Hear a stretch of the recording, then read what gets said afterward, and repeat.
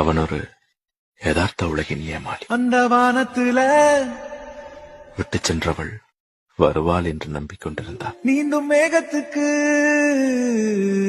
நான் சொல்லும் கதை தெரியுமா?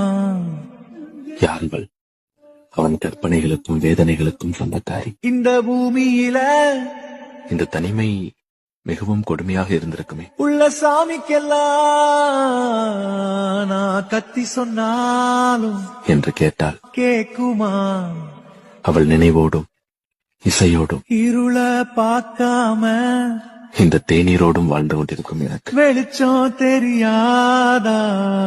ஏது தனிமை என்கிறான் கல் நெஞ்சக்காரன். வலிய தாங்காம இத்தனைக்கு பிறகும் வாழ்க்கை புரியாதா? 8 தசையும் கேட்டிருக்க அவளை காதலிக்கத்தான் வேண்டுமா? வழியே கிடையாது.